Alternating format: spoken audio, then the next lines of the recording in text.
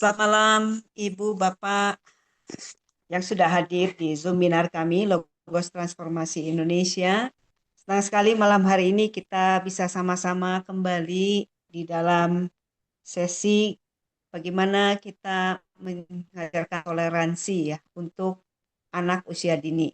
Seperti biasa memang di hari Jumat malam sekitar jam 7 sampai jam 8 LTI itu menyelenggarakan satu forum untuk kita belajar bersama, dan malam hari ini tema yang akan dibawakan adalah sehubungan dengan kejadian yang sangat hangat terjadi di tengah-tengah kita baru-baru ini, yaitu mengenai adanya intoleransi yang terjadi di Cidahu, yang terjadi di Padang, dan juga yang terjadi di Kediri, ya, yang dalam beberapa minggu terakhir cukup menjadi obrolan viral tentunya di medsos. Nah, sehubungan dengan itu kami malam hari ini bersama dengan Mr. William Umboh akan berbagi mengenai pendidikan toleransi bagi anak di usia dini. Kita melihat bahwa pendidikan itu selalu dimulai dari anak-anak ya, dari usia yang paling tentunya yang paling muda itu yang paling penting untuk meletakkan fondasi-fondasi yang akan nanti membuat mereka itu mempunyai horizon yang lebih luas. Ya, tentunya malam hari ini kita berharap sesi yang akan dibawakan oleh Mr. William Umboh akan menjadi sesuatu yang berguna untuk kita. Mungkin kita punya anak, mungkin kita punya cucu, ya. Silahkan, mari kita belajar bersama dan mudah-mudahan itu menjadi satu insight yang berguna bagi kita semua. Mr. William Umboh, silahkan. Terima kasih, Mem Ai. Rekan-rekan, Assalamualaikum warahmatullahi wabarakatuh. Shalom, Namo Swastiastu, Namo Buddhaya, salam kebajikan, salam keberagaman rahayu. Bapak dan Ibu dan rekan-rekan, terima kasih hari ini sudah berkenan hadir.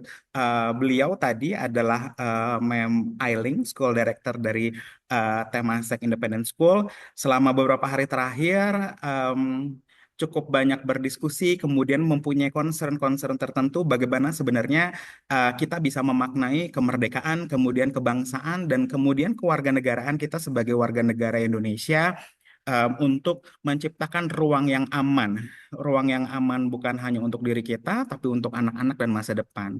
Kita mau bicara jauh ke depan tentang Indonesia Emas 2045, tapi apakah capaian-capaian eh, Indonesia Emas 2045 akan dicapai di tahun 2045 jika kita tidak mencicilnya dari sekarang? Saya mohon izin untuk share. Em, Kemudian saya mau bicara dulu bahwa sejatinya berbicara mengenai intoleransi yang tadi Mem Ai sampaikan, menurut saya sebaiknya juga disampaikan oleh teman-teman yang quote and quote minoritas begitu ya, karena pasti isu intoleransi banyak dirasakan oleh mereka. Saya menggunakan sudut pandang saya sebagai guru, eh, kemudian sudut pandang Montessori, kemudian mencoba sudut pandang orang dewasa yang pernah punya masa kecil, begitu ya, bagaimana masa kecil sebaiknya diisi.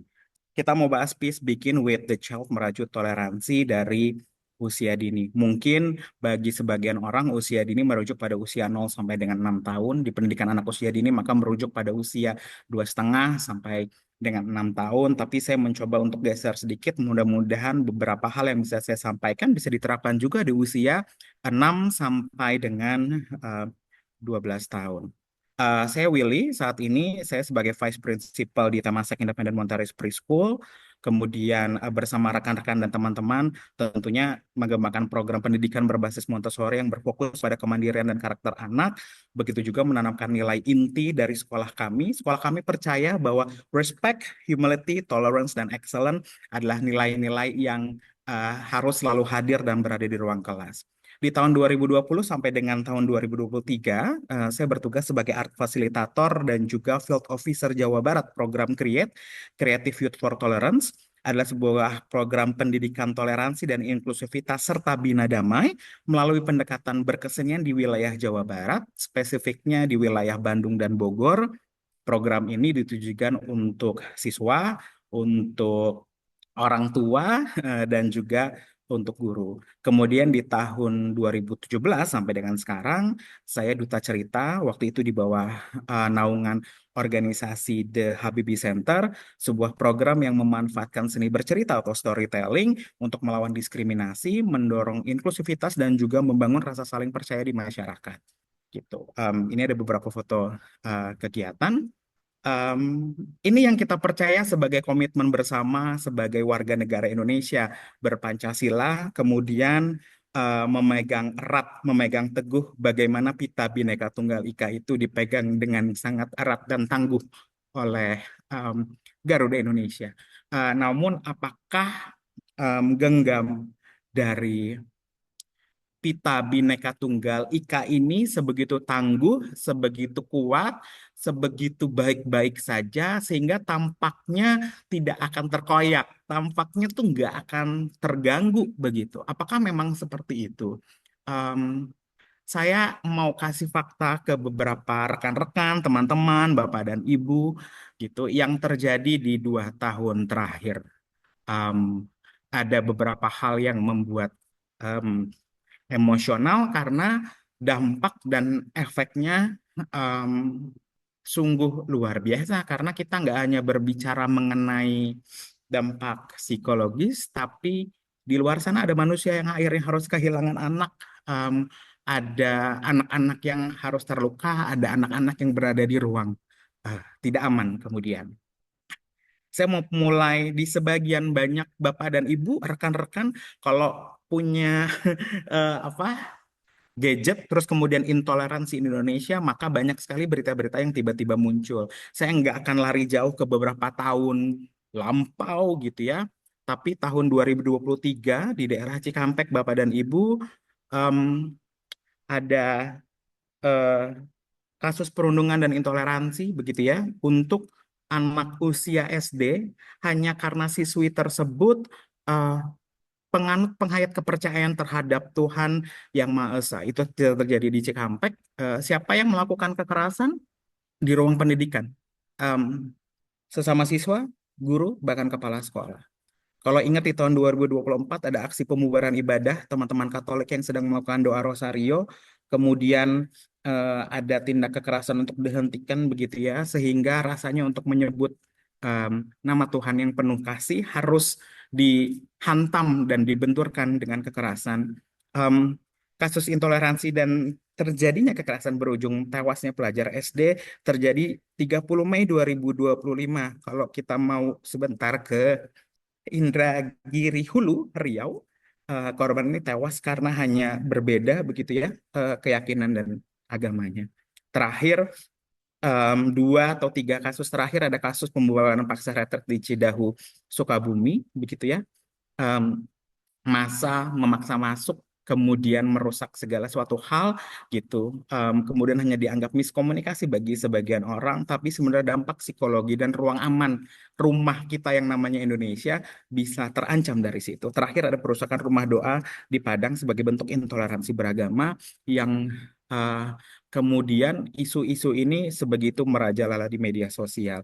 Merajalela atau viral kalau kata Memai di media sosial bukan berarti tidak terjadi. Ini adalah fakta yang ada di lapangan. Inilah kemudian mengapa kami merasa pendidikan toleransi pada anak usia dini menjadi penting. Lalu kemudian siapa yang bertanggung jawab atas isu-isu intoleransi ini? Saya nggak akan bicara banyak dari sudut pandang tertentu, saya mau bicara dari sudut pandang saya yang terdekat. Maka kalau Bapak dan Ibu pernah tahu Setara Institut, sebuah salah satu institusi yang kemudian memberikan indikator di beberapa daerah di Indonesia, apakah regulasinya itu diskriminatif atau tidak, kemudian apakah ada tindak kekerasan berbasis atau tindakan rasis berbasis suku, agama, dan juga golongan agama tertentu, bagaimana dengan peran pemerintah lokal memiliki regulasi, dan bagaimana kemudian melakukan tindakan-tindakan ketika terjadi eh, kekerasan dan juga intoleransi, kemudian bagaimana relasi antar warga. Empat ini kemudian melahirkan kurang lebih 10 kota toleran dan 10 kota intoleran.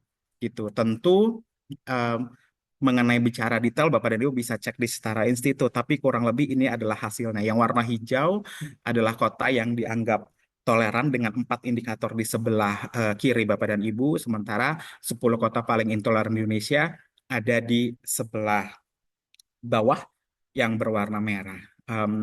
Oh, Santailah, masih ada kota toleran, santai-santai aja, kota intoleran mah santai aja. Tapi tidak menutup kemungkinan Bapak dan Ibu warna hijau yang ada di atas itu akan bisa menjadi warna merah seperti yang ada di bawah gitu. Maka tidak terbayangkan ketika anak-anak em, dengan agama tertentu, dengan kepercayaan tertentu, ketika ia berdoa seperti yang Bapak Ibu ajarkan begitu, sebagai ungkapan kasih, sebagai ungkapan cinta dan rasa syukur, itu bisa berujung pada kematian di tempat-tempat tertentu gitu. Maka concern ini saya berharap semoga bisa menjadi concern kita bersama.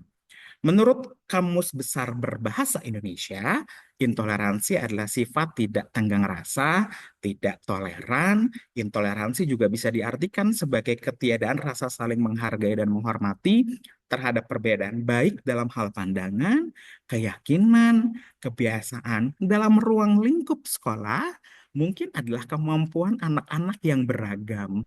Yang A sudah sampai mana, yang B masih di mana, begitu kemudian untuk orang-orang tertentu ini juga bisa menjadi isu intoleransi ketika em, tidak memiliki rasa saling menghargai, menghormati segala latar belakang yang terjadi.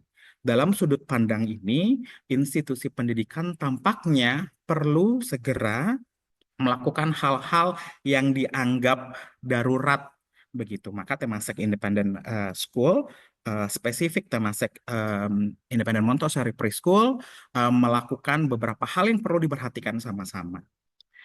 Anak dan pendidikan toleransi penting. Kata siapa? Sir Willy.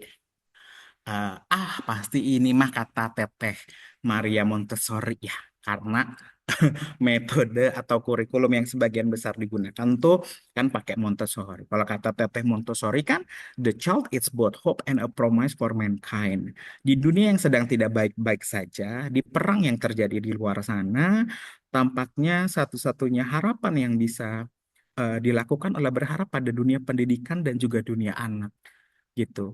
Eh, Sudah berapa lama semua bergaung untuk cintai sesama, kemudian em, dunia adalah bersaudara, namun tampaknya masih terjadi hal-hal yang tidak diinginkan. Maka kok kita kayaknya perlu melihat bagaimana pendidikan dan juga anak-anak melihat positioning ini sebagai hal yang harus dilakukan dengan segera. Dan ini adalah perhatian Teteh Maria Montessori katanya. Tapi apakah cuma Teteh Maria Montessori yang punya concern terhadap ini? Uts, ternyata enggak. Vision Temasek Independent School, saya nggak jabarkan visi dan misi, tapi salah satu misinya adalah allow student to acquire, demonstrate, articulate, and value knowledge and skill that will support them for a noble life as lifelong learners to participate in and contribute to Indonesia and the world and practice the core values of the school, respect, humility, tolerance, dan excellence. Ternyata Teteh Maria Montessori sama visi dari Temasek Independent School berjalan beriringan. Kemudian apakah memang itu saja yang akhirnya berjalan beriringan? Kita mau balik lagi kepada bagaimana tadi ada Garuda Indonesia yang mencengkram Bhinneka Tunggal Ika. Sejatinya pendidikan toleransi itu tentu adalah implementasi dari sila ketiga Persatuan Indonesia serta amanat Undang-Undang Dasar pasal 28E ayat 1 dan 2 yang menjamin kebebasan setiap orang untuk memeluk agama dan kepercayaan serta menyatakan dan mengekspresikan pendapat. Sebegitu juga di Undang-Undang Sisdiknas nomor 20 tahun 2003 di pasal 3 yang secara spesifik anak Indonesia atau siswa Indonesia berpegang pada ketuhanan yang Maha Esa, memiliki nilai yang berbudi luhur, yang salah satu nilai yang dibenarkan begitu, atau salah satu nilai yang diungkapkan adalah nilai toleransi. Maka saya mau jalan-jalan atau memperkenalkan kepada Bapak Ibu dan rekan-rekan bagaimana sejatinya Montessori kemudian melihat posisi orang dewasa dan juga anak-anak. Anak-anak selalu berada di atas, orang dewasa atau teacher kemudian mempunyai tanda panah yang saling karena orang dewasa bukan hanya menjadi contoh tapi menjadi fasilitator. Kemudian di sisi sebelah kanan ada environment. Kemudian mengapa environment atau lingkungan itu menjadi penting karena potensi yang dimiliki anak-anak perlu difasilitasi atau dilengkapi dengan lingkungan yang memadai, lingkungan sosial emosional, lingkungan sensorial, sampai juga bagaimana lingkungan yang membentuk kognitif anak. Kemudian lingkungan ini siapa yang menyiapkan? Tentu orang dewasa yang menyiapkan. Anak-anak dari sejak ia lahir sudah memiliki inner teacher, sudah memiliki kemampuan untuk belajar, mempunyai absorbent mind di usia 0 sampai dengan 6 tahun.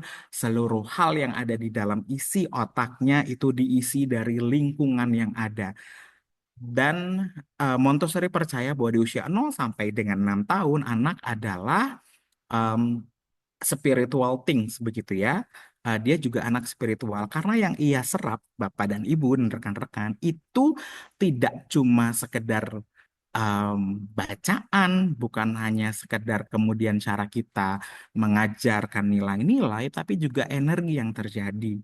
Um, Vibes yang dimiliki gitu. Ketika Bapak dan Ibu mungkin pernah merasa khawatir terhadap anaknya um, anxiety, maka anaknya kemudian menjadi anxiety juga gitu. Karena ia menyerap hal itu. Bapak dan Ibu mungkin memiliki bentuk-bentuk relasi yang em, mungkin tidak terlalu baik begitu ya, maka anak pun akan menyerap itu. Ketika misalnya anak melihat kekerasan karena dia menyerap tanpa filter, dia merasa bahwa melakukan kekerasan ya baik-baik saja. Dan semua terjadi bagaimana orang dewasa menyiapkan eh, lingkungannya gitu. Kemudian berefleksi mengapa harus guru atau orang dewasa, karena pihak yang memberikan pendidikan kepada siswa melalui proses belajar mengajar di sekolah khususnya adalah guru. Guru mampu memfasilitasi perubahan untuk mempromosikan toleransi dan perdamaian untuk ruang kelas.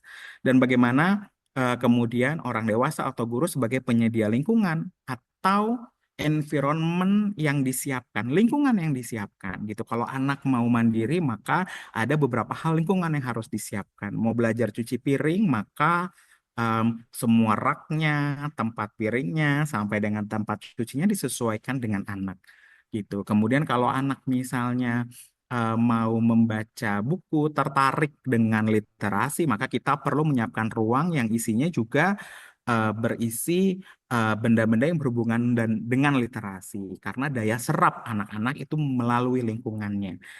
Yang ia serap juga melalui indranya. Maka aktivasi indera atau sensorial yang terjadi, kemudian bagaimana absorbent mind itu berfungsi, itu disiapkan oleh lingkungan. Kemudian siapa yang menyiapkan? Orang dewasa.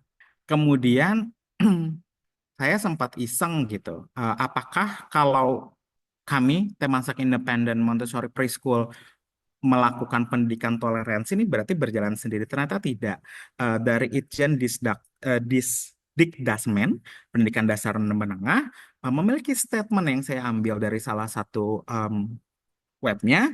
Em, Salah satu cara untuk mencegah intoleransi adalah dengan meningkatkan pemahaman siswa tentang keragaman budaya, agama, latar belakang, kemudian bagaimana sekolah menyiapkan sebuah kegiatan yang melibatkan. Ini hampir sama dengan Montessori yang merasa bahwa anak-anak perlu terlibat langsung, anak-anak perlu memiliki pengalaman secara langsung dan konkret supaya kemudian ini menjadi core memory di usia 0 sampai dengan 6 tahun, maka ketika mereka berjalan mendewasa di usia 6 sampai dengan 12, 12 sampai dengan 18 dan seterusnya, ia memiliki core memory itu. Ia ada berada di ruang alam bawah sadar itu. Gitu. Nah, Mario Montessori percaya bahwa perkembangan manusia itu dibagi menjadi 4 perkembangan. 4 perkembangannya dari usia lahir 0 sampai dengan 6 tahun, 6 sampai dengan 12, 12 sampai 18, kemudian 18 sampai 24. Jalur yang dilakukan oleh Montessori melalui 4 pola ini diharapkan ketika kita sebagai orang dewasa, sebagai orang tua, kemudian sebagai pendidik begitu ya, harapannya adalah ketika lingkungan bisa disiapkan sesuai dengan kebutuhan anak di 4 plan development ini, harapannya ketika usia 24 tahun begitu, dan di usia 18 sampai 24, anak-anak atau orang dewasa tersebut sudah mengetahui tugas kosmiknya. Apa itu tugas kosmiknya?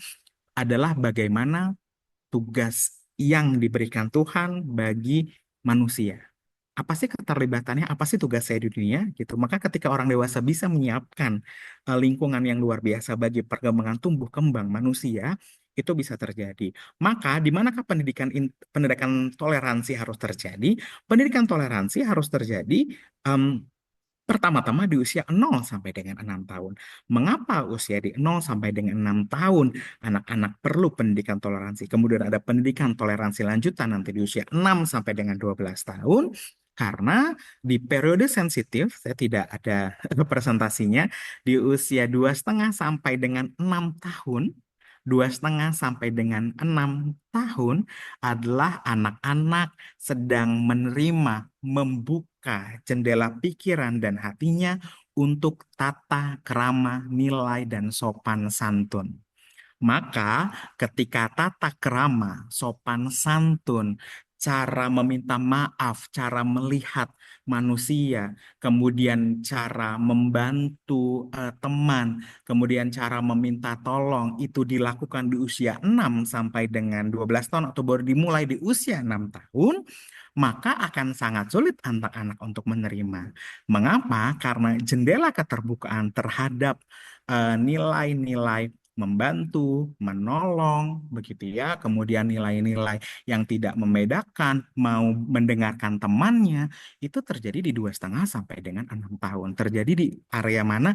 Area paling kiri, yang paling hijau. Maka Bapak dan Ibu yang memiliki anak usia 0 sampai dengan 6 tahun, kemudian ingin memberikan nilai-nilai keberagaman, nilai-nilai perdamaian, itu harus dimulai di usia 2,5 sampai dengan 6 tahun. Sir Willy, gimana caranya sebenarnya sekolah begitu ya melakukan adaptasi atau lingkungan yang disiapkan untuk anak-anak usia 0 sampai dengan 6 tahun? Apa yang bisa dilakukan di rumah? Kemudian bagaimana nanti kita bisa berjalan bareng-bareng supaya anak di usia 0 sampai dengan 6 tahun memiliki nilai-nilai indah perdamaian.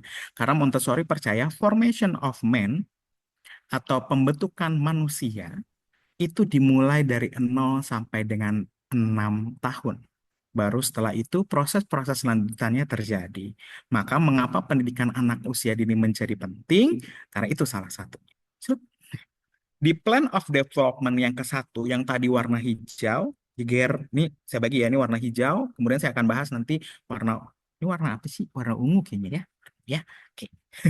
Nah, di plan of development yang pertama di usia 0 sampai dengan 6 tahun, karakteristiknya adalah periode absorbent mind, menyerap semua, otaknya menyerap semua, seperti sponge. Sponge itu hampir nyerap semuanya loh. Mau itu air bersih, iya serap. Air kotor juga iya serap gitu. Air mengandung minyak iya serap. Air mengandung kotoran-kotoran bahan kimia iya serap. Tapi sebegitu juga air yang jernih begitu ya.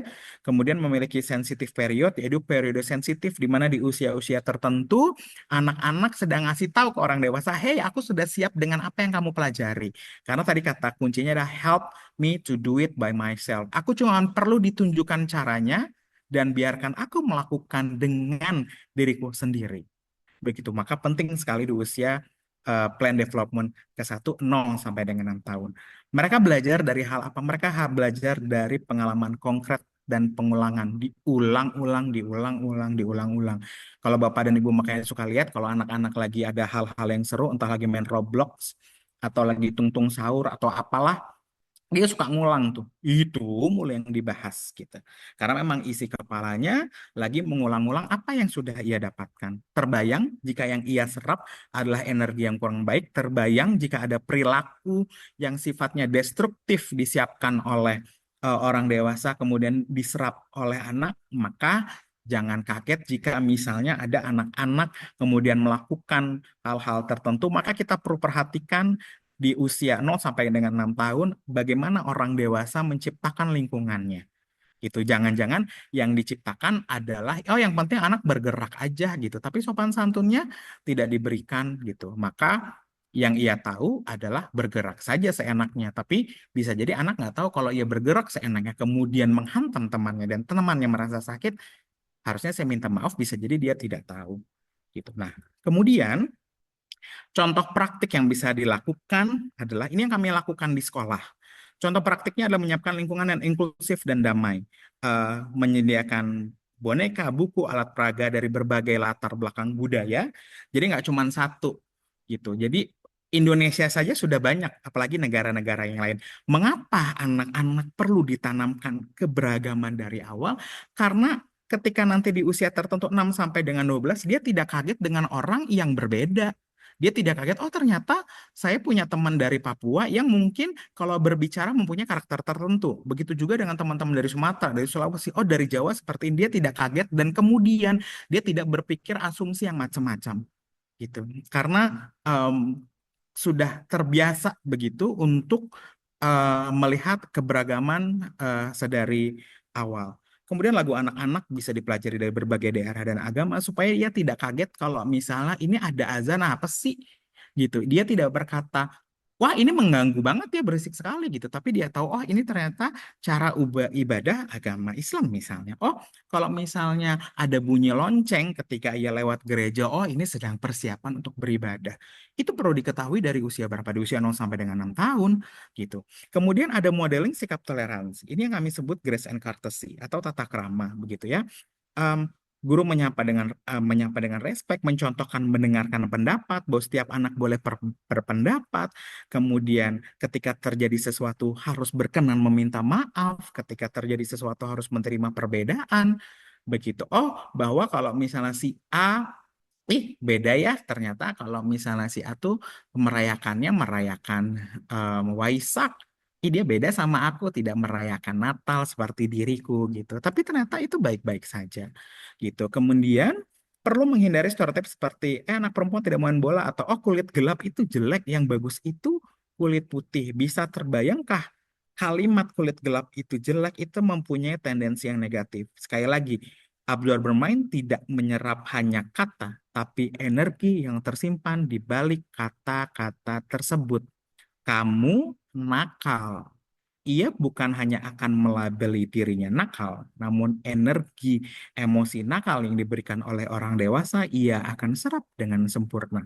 Jadi kalau nyebut anaknya nakal, kemudian anaknya menjadi nakal, it's because your energy give to the kids. Gitu. Kemudian kalau dalam circle time, kami selalu menyatakan misalkan siapa yang mau cerita hari ini. Mengapa sih penting berbicara siapa yang mau cerita? Karena semua anak boleh bercerita. Mau itu bercerita tentang kemarin kemarin kakek datang dari Padang, tidak apa-apa. Gitu. Bercerita bagi anak-anak walaupun dalam satu kalimat bagi anak itu penting dan signifikan. Gitu. Maka cara kita mendengar ya itu menjadi penting dan menjadi pesan yang paling baik untuk anak-anak. Sebegitu juga kalimat apa kabarmu atau apa yang membuatmu senang hari ini. Kemudian pendidikan toleransi di area Montessori itu memang terjadi Bapak dan Ibu. Kayak practical life seperti antri, bergantian, menyapa, kemudian membersihkan bersama, ada mengenal keragaman mulai tekstur dan warna. Kak, kenapa Sir Willy, kenapa hanya melalui tekstur dan warna aja anak-anak bisa memahami perbedaan. Karena anak-anak dengan memahami tekstur, warna, bentuk tinggi dan rendah, ia tahu bahwa untuk membentuk satu hal yang indah, contoh seperti kota saja, ia tahu bahwa akan ada bangunan yang tinggi, yang rendah, yang pendek, kemudian ada lagi bentuknya lembah dan seterusnya dan seterusnya, sehingga ia sadar bahwa suatu pemandangan yang indah, full circle dari dunia adalah karena keberagaman bentuk yang ada. Sebegitu juga bagaimana manusia hadir dengan keberagaman latar dan belakang. Gitu. Latar dan belakang, latar belakang. Gitu. Kemudian mengenal adat istiadat, geografi, makanan tradisional maupun rumah ibadah itu kami kenalkan juga dan perlu Bapak dan Ibu kenalkan. Hingga kemudian ada peace table di mana anak dapat menyelesaikan konflik dengan berdialog. Maka kami ada di sudut-sudut ruang tertentu itu kemudian sebagai calm corner di mana anak-anak jika terjadi konflik kita akan duduk bersama, kemudian kita akan berikan sesuatu gitu ya, misalnya memberikan boneka, maka yang memegang boneka itu boleh berbicara terlebih dahulu, nanti gantian bonekanya dipegang oleh yang satu. Ini biasanya kalau misalnya anak-anak memiliki konflik secara sengaja atau tidak sengaja itu juga bisa dilakukan. Gitu. Preventing conflict is the work of politics. Establishing peace is the work of education. Bahwa kerja pendidikan sejatinya menguatkan perdamaian. Ya, Curut. Wow, sudah ke plan of development kedua, alias yang warna ungu tadi, gitu. karakter anaknya seperti apa sih? Karena berbeda sekali nih, karena sudah menerima absorbent mind di usia 0 sampai dengan 6 tahun, core memorinya sudah penuh. Dengan core memory ini adalah modal dia untuk beradaptasi dengan lingkungan di usia 6 sampai dengan em, 12 tahun. Biasanya anak suka mulai mengembangkan rasa keadilan. Dia tahu kalau misalnya ada perbuatan yang tidak adil, baik yang dilakukan oleh orang dewasa, ia dapat memahami itu, kemudian lebih berpikir secara logika, dan kemudian nilai-nilai moralnya kemudian semakin berkembang.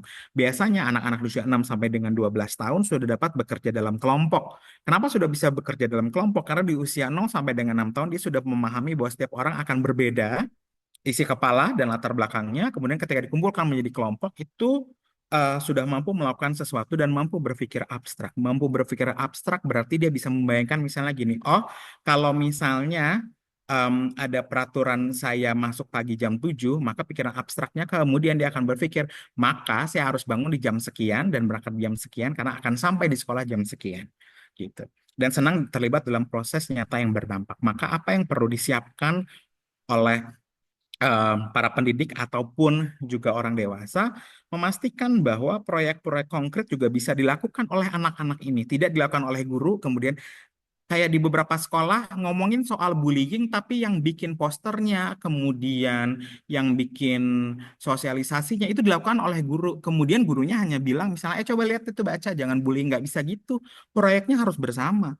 Membuat kampanye toleransi di sekolah melalui poster, video pendek, bahkan pertunjukan itu harus dilakukan oleh guru kemudian bersama dengan anaknya. Jadi tidak satu arah.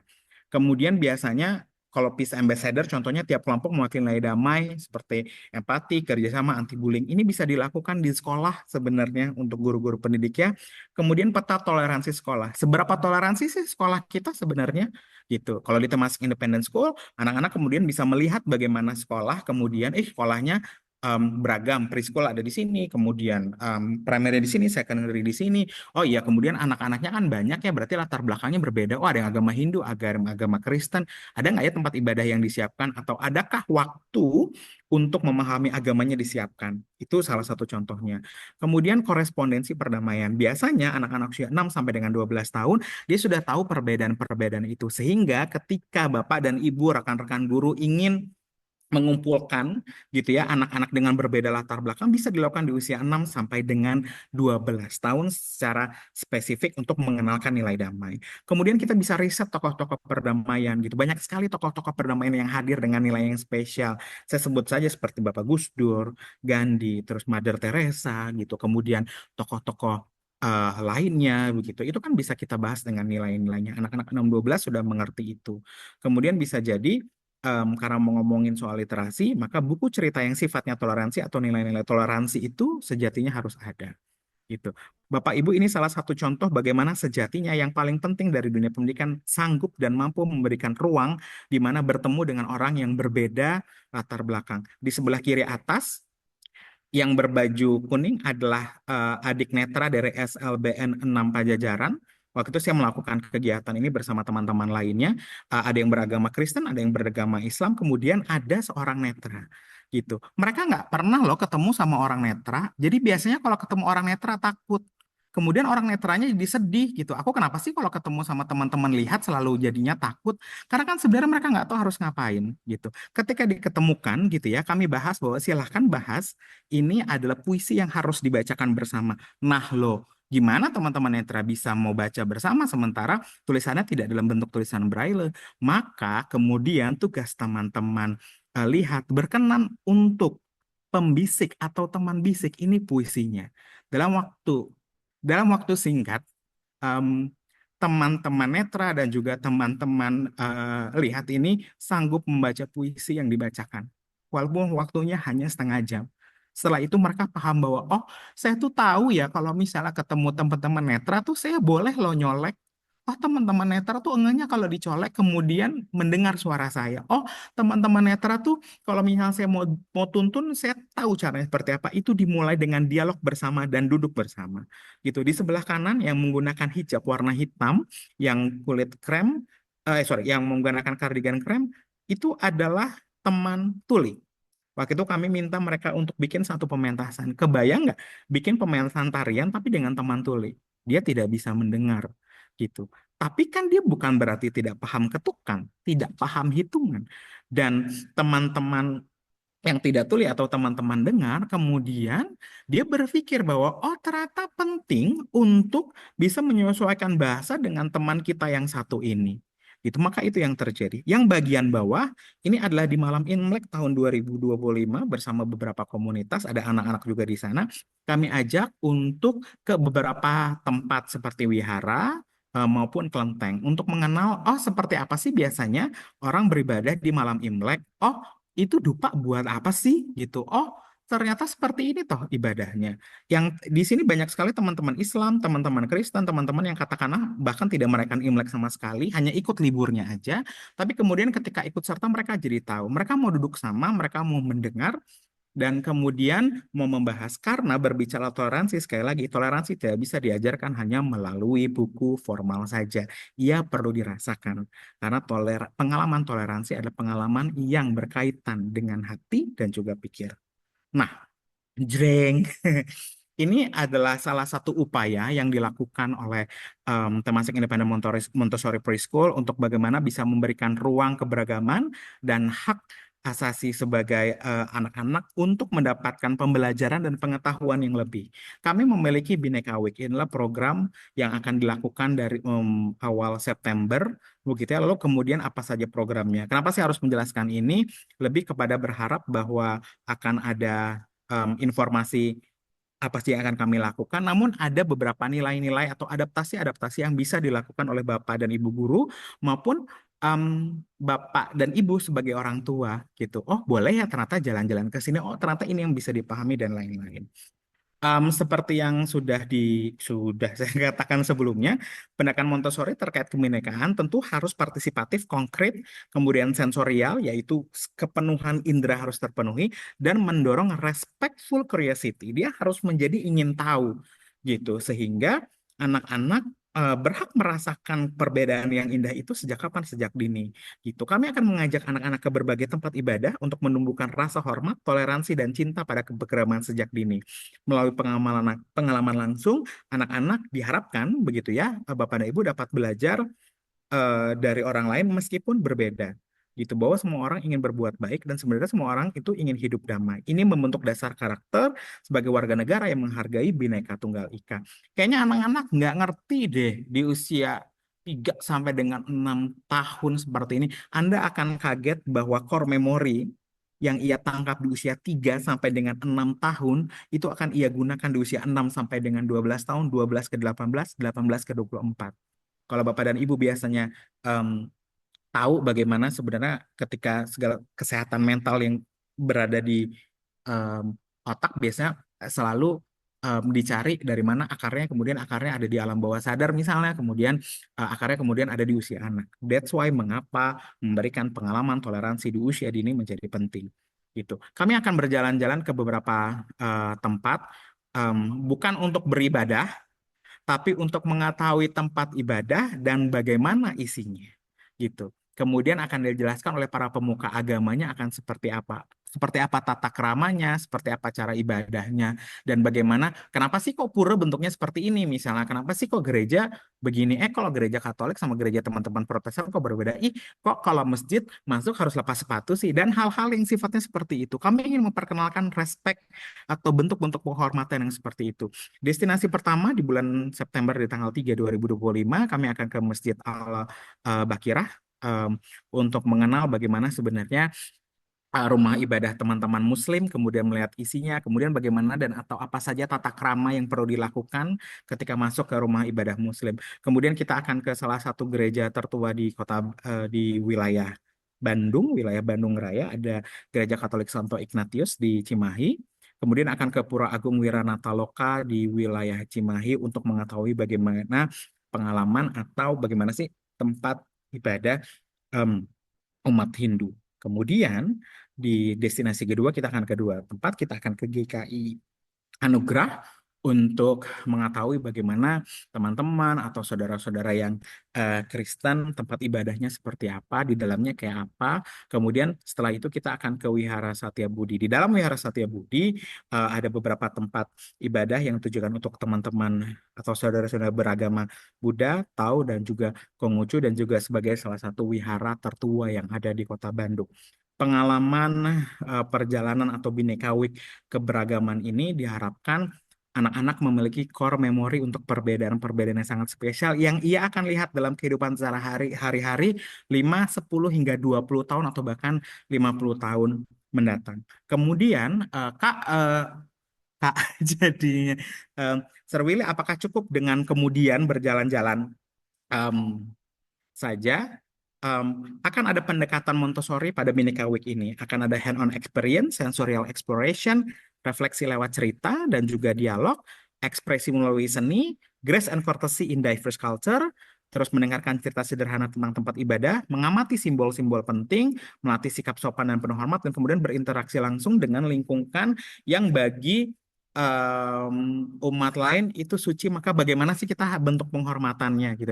Apakah boleh misalnya masuk masjid pakai sendal, pakai sepatu, celana pendek gitu kan?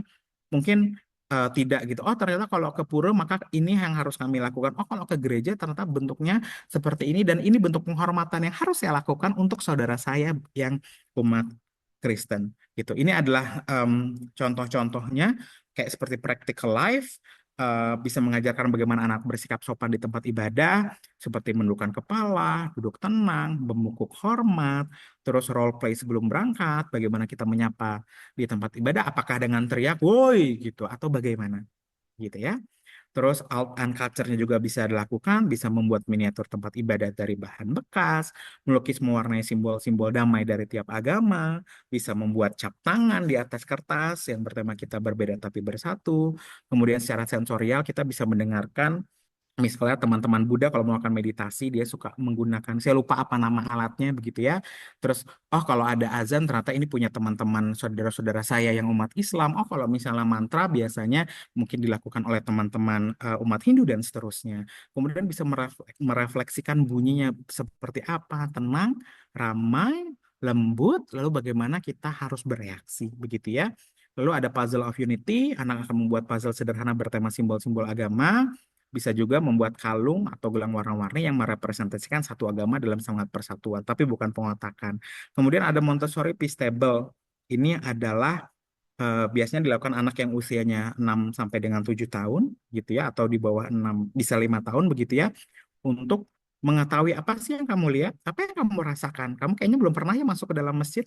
Tampaknya kamu belum pernah masuk ke dalam gereja. Apa hal baru yang kamu lihat? Oh, ternyata teman saya kalau ibadah di gereja, maka ia akan begini, begini, begini. Kira-kira apa yang berbeda ibadahnya? Oh, kalau ibadah saya yang Muslim, saya ambil air, ambil wudhu dulu. Kalau teman-teman Kristen boleh langsung masuk. Begitu. Kemudian kami harus copot sendal dulu. Oh, kalau misalnya teman-teman Buddha, maka bisa membakar hiyo terlebih dahulu dan seterusnya. Kemudian bagaimana kita menghormati itu? Apakah kita menjelekkan hal yang berbeda atau tidak? Gitu. Maka kata kuncinya, orang dewasa menciptakan kelas yang toleran adalah menyiapkan lingkungan inklusif, baik dengan buku, gambar, permainan, dan lain-lain. Bahasa yang digunakan bebas prasangka, menyediakan waktu refleksi, baik ketika circle time atau peace talk, memberikan ruang anak menyuarakan pendapat, membuat ruang pertemuan perbedaan, memberikan contoh secara langsung, dan integrasi nilai toleransi pada pembelajaran. Kalau pada bahasa Indonesia, berarti mungkin bisa tema-tema toleransi diambil. Kalau misalnya temanya kewarganegaraan, mungkin bisa berbicara tentang apa yang kamu ketahui tentang eh, teman duduk di sebelahmu misalnya. Begitu. Hal-hal seperti itu bisa mengajak anak berdiskusi, kemudian menyenangkan, dan bisa menikmati perbedaan. Dan sebagai orang dewasa, the child look for someone to imitate. Let us be that someone. Kalau mau anaknya punya nilai damai, maka bisa dilakukan oleh eh, orang dewasanya. Em, saya mohon izin untuk menyetel sebuah video 2 menit saja. Kira-kira bisa nggak ya?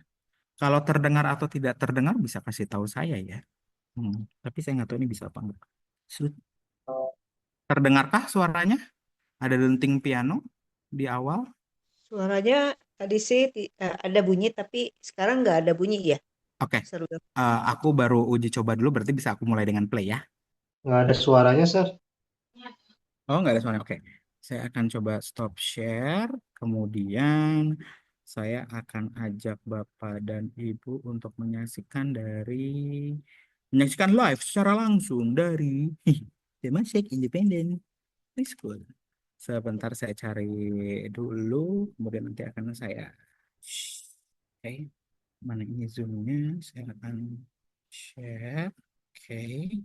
Hmm. Hmm. Oke, share sama lucu.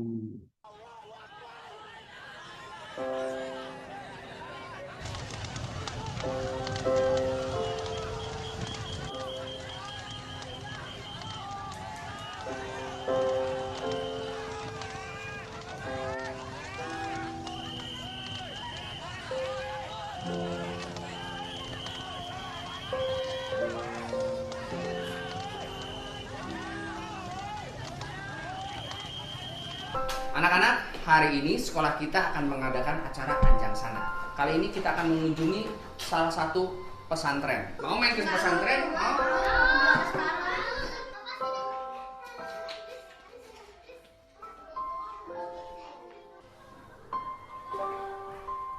Gak apa-apa. Bapak mengerti kalau kamu nggak ikut. Bapak berangkat dulu ya.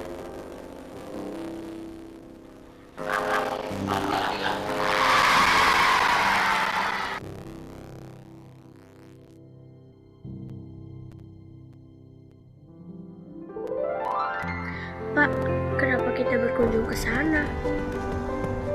Teman-teman kita di sana tidak seperti yang kamu bayangkan. Mereka orang-orang yang baik. Kita akan menggambar wajah teman kita. Oke? Mungkin mereka akan merasa sedih jika kita berprasangka buruk pada niat baik mereka. Saya masih takut.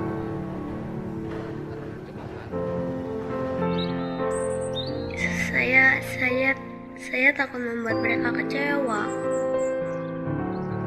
Saya takut, saya berbeda dengan mereka.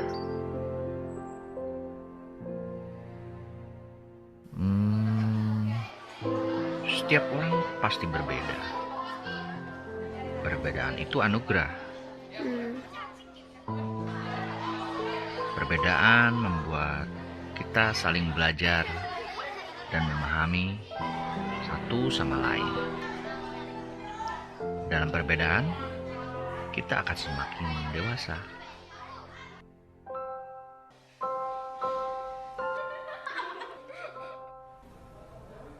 Tidak ada yang bisa merubah pengalaman pahit kamu di masa lalu.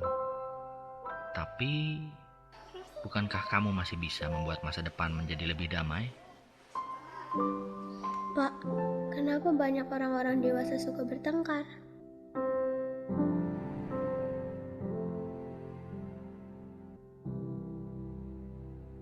Kenapa banyak orang-orang suka bertengkar? Itu adalah dokumenter dan juga fiksi. Ada Rahmi dari SD Plus Babu Salam dan Jesse dari SD Kristen Yahya. Kemudian mereka memang bertemu begitu ya, terus untuk menggambar satu sama lain gitu. Karena nggak biasanya SD Babu Salam yang latar belakangnya Islam begitu ya, kemudian bertemu dengan SD Kristen Yahya gitu. Dan itu dokumenternya. Kemudian fiksinya adalah ketika terjadi kekerasan begitu ya, kemudian kita mau melangkah maju atau tidak, kita mau melangkah memberikan masa depan yang baik atau tidak. Film ini dibuat tahun 2016, Bapak dan Ibu. Terus kalau tadi lihat bagian pertamanya itu didedikasikan untuk Olivia Marbun.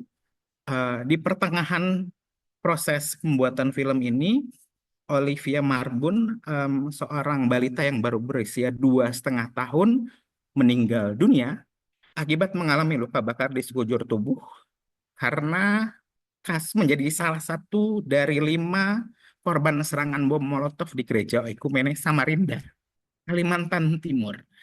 Saya nggak tahu kalau misalnya kasus intoleransinya makin banyak, kemudian pendidikannya tidak bergerak, maka masa depan seperti apa yang mau kita siapin untuk anak-anak.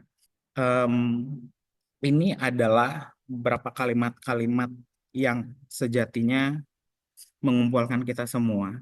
Em, dan kami menciptakan manusia berbangsa-bangsa dan bersuku-suku untuk saling mengenal bahwa seorang muslim adalah saudara bagi muslim lainnya, dan jika ia bukan saudaramu dalam iman, maka ia adalah saudaramu dalam kemanusiaan.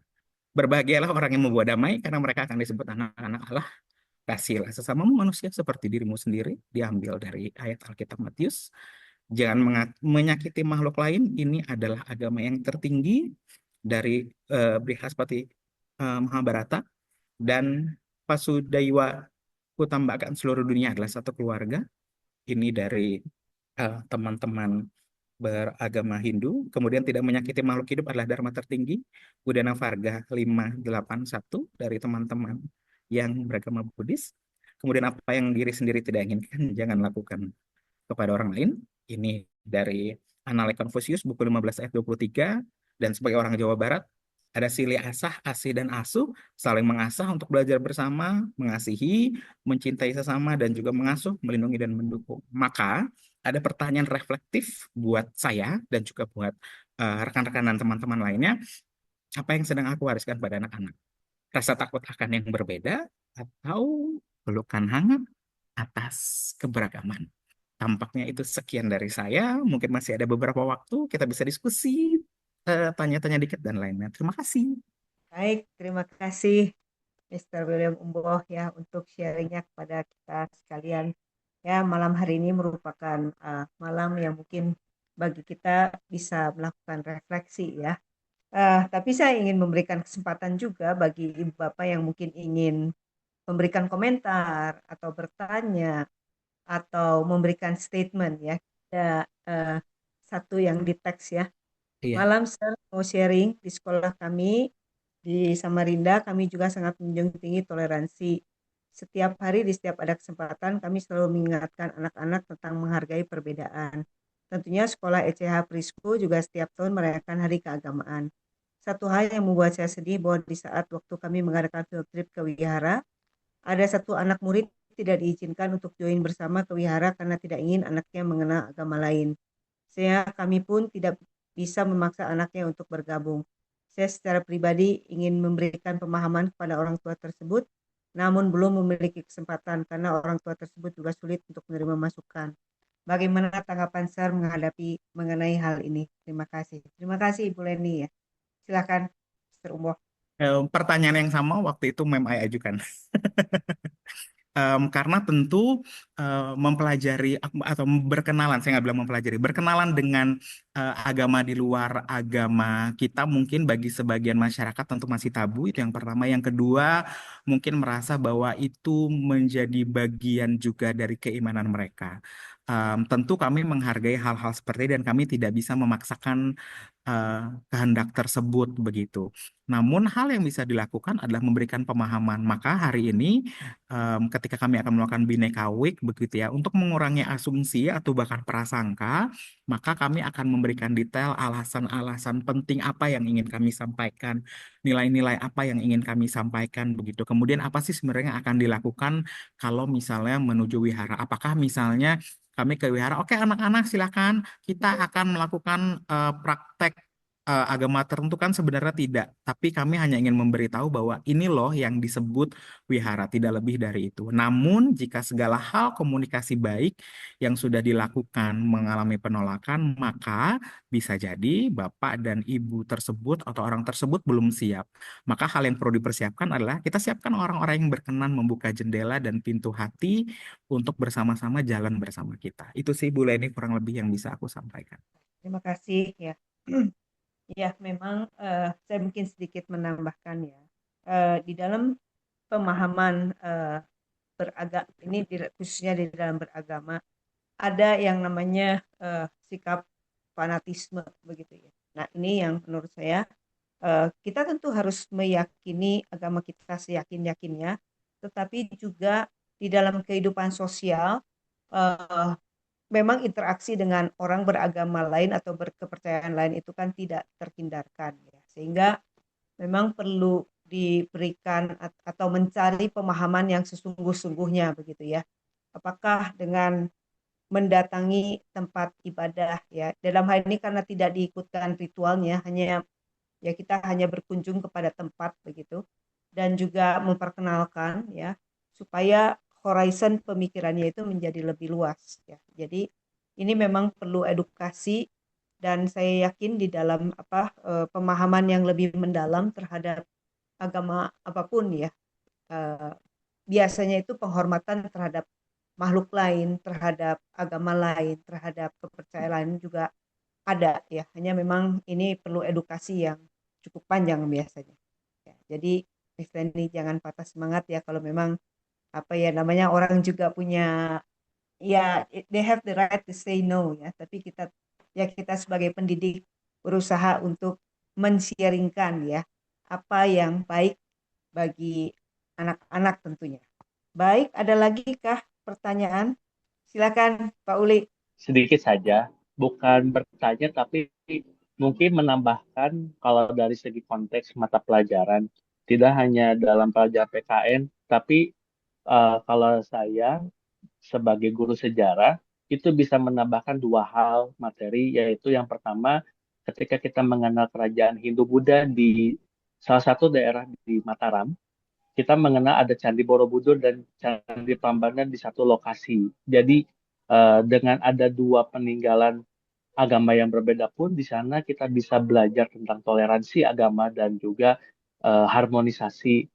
Kalau misalkan tidak terjadi itu, pasti akan dominasi salah satu peninggalan di sana. Kemudian yang kedua, kalau kita belajar soal masa pergerakan nasional, ketika kita mengenal organisasi-organisasi dan puncaknya adalah Kongres Pemuda atau Sumpah Pemuda, di sana bagaimana eh, perbedaan dari suku, bangsa, ras, untuk satu tujuan yaitu Indonesia Merdeka, mereka meninggalkan egonya mereka dan mereka duduk bersama dan bersatu menyuarakan satu Indonesia, satu tanah bertanah air satu, bertumpah darah satu dan berbangsa satu.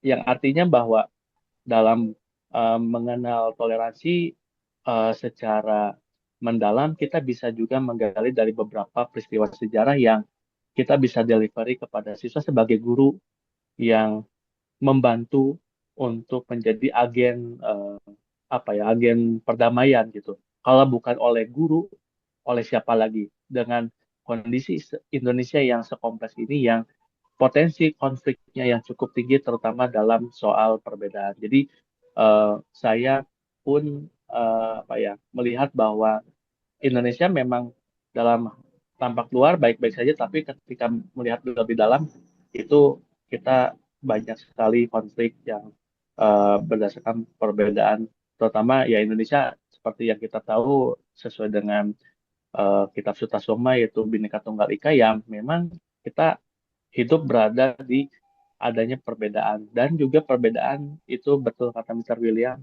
adalah ya kita hidup berharmoni gitu. Dan saya pun juga sedikit menulis tentang bagaimana sih menguatkan kembali nilai multikulturalisme dan persatuan bangsa melalui pembelajaran sejarah dalam jurnal. Jadi ya satu hal bahwa dalam hidup bernegara, hidup misalnya di depan umum gitu, kita memang harus menjunjung tinggi nilai toleransi. Ya mungkin sebagai tambahan untuk materi ini, Mr. Willy, dari saya. Mungkin seperti itu saja, Mr. Willy, ma'am. Terima kasih. Terima kasih Pak Uli ya. Pauli. Ya. Makasih perspektifnya. Tampaknya memang eh, sejatinya kan belajar sejarah bukan belajar tentang tanggal ya, tapi cara kita memandang masa lalu. Karena cara kita memandang masa lalu adalah cara kita menata masa depan. Makasih, Pauli.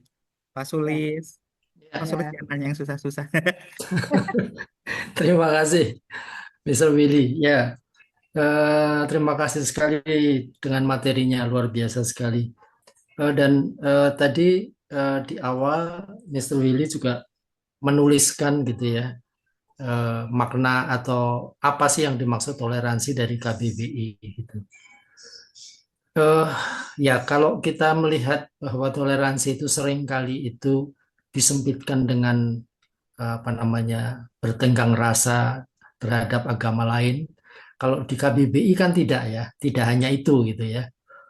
Nah, eh, saya saya mengacu pada KBBI tadi dan contoh tadi yang disampaikan oleh Mr. Willy bahwa di kelas itu ada yang eh, lebih cepat belajarnya, ada yang sedang-sedang saja, ada yang lambat. Itu kan tadi Mr. Willy mengatakan itu juga sebetulnya harus dikembangkan toleransinya, kan begitu ya. Nah, kalau kita mengacu pada di situ, berarti sudah sejak lama sistem pendidikan kita itu intoleran. Karena anak-anak yang tertinggal itu diserahkan pada guru les, tidak ditangani oleh sekolah, tidak ditangani oleh guru. Ya, disitulah menjamurnya les, menjamurnya bimbel. Karena sistemnya sudah sangat tidak toleran gitu loh. Sudah sangat tidak sabaran gitu. Ya, itu yang pertama.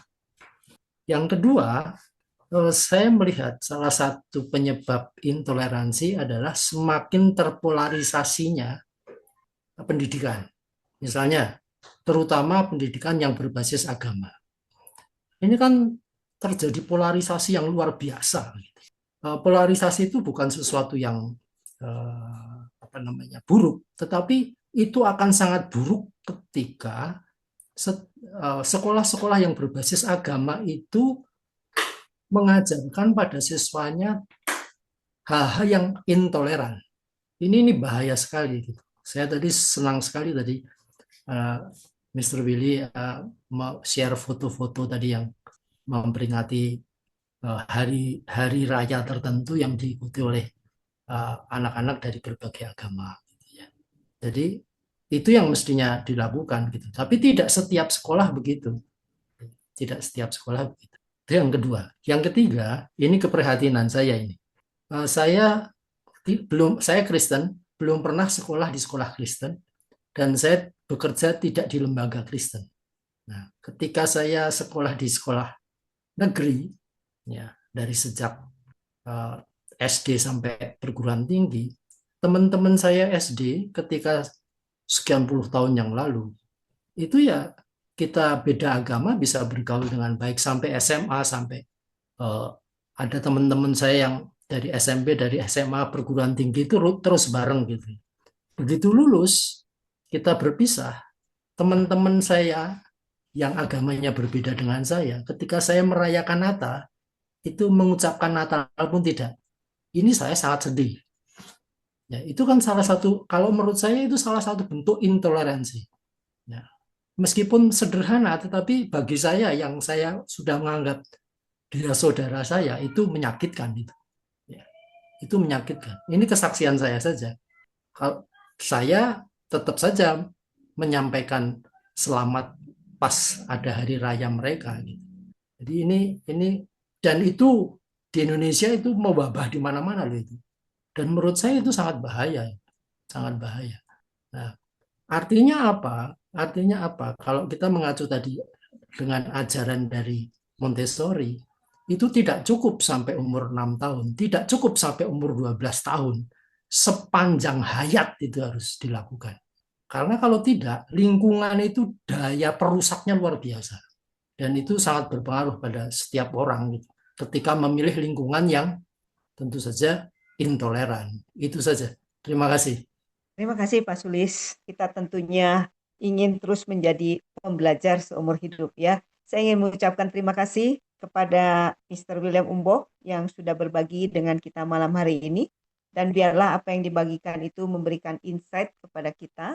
Dan juga itu bisa menjadikan bibit-bibit ya di dalam bagaimana kita mendidik anak, termasuk juga mendidik diri sendiri untuk tetap toleran. Iya, oke, baik. Terima kasih banyak. Selamat malam dan sampai jumpa minggu depan untuk kita belajar kembali bersama-sama.